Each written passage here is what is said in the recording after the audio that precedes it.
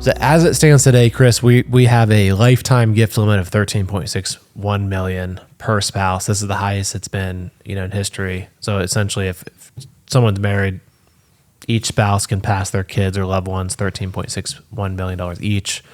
That's over $27 million that can go to them tax-free. Anything above that $27 million, federal taxes of 40% on it. So if someone's passing, $40 million, essentially 27, I'm just rounding, it can go tax-free. 13 million, we get taxed at 40%. Plus there's state by state taxes that may be applicable. In Pennsylvania, there's one. In other states, there's not. So bad news is, that's the good news. It's the highest it's ever been. The bad news is this goes down to, in 2026, it goes down to 5 million. When the law changed, that's going to be indexed. A lot of people think it's going to be between 6 to 7 million per spouse. That's a big drop for someone. Let's just say you have a business worth 30 million, and let's just say hypothetically, you have a business worth 30 million, and you pass it to your kids after 2026. You don't do anything now. You die in 2026. Your business is worth 30. That's all you have.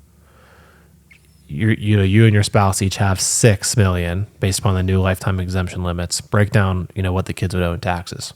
Yeah, so they'd owe taxes on that difference, the 30 minus the 12.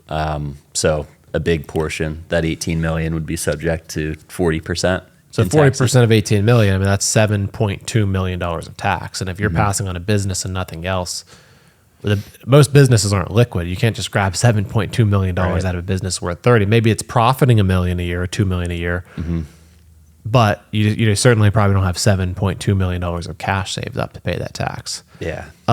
So, a couple things to plan around this drop is, one, you could start it depending on if you're incorporated or not. If you're an S corp, you could start gifting shares of your business, to your kids now. And if you gift 6 million now, it's all going to come off that 13.61 million that we have in 2024. But then if you don't gift above that 6 million, the rest of it gets wasted. So if you want to proactively use these high exemptions before they drop, you have to gift above what the new exclusion amount is going to be in 2026, most likely around 6 to 7 million. So you'd want to use as much as possible. So one way to do that would be if you have a closely held small business incorporated, is you could gift shares into a irrevocable trust that your kids are the beneficiaries of. If you don't think they're old or mature enough yet to start running the business, you could have voting shares where you maintain control of the business, and then non-voting shares where you give up a large percentage to utilize these gift tax. And that just means that once you transfer the shares to the irrevocable trust, the gift is complete and you've taken advantage of that high exemption amount.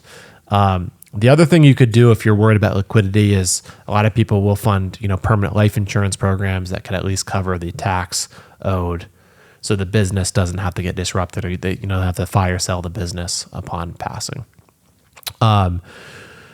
So other avenues to utilize the lifetime exemption now versus later. If you have one spouse that passed, you can elect portability on that. You can go back and elect portability if you've already had your spouse pass, so at least you'll have double the amount when these limits drop. But these are very high-level conversations and very case-by-case basis. So if you're interested in discussing this with us, please reach out. We're happy to help.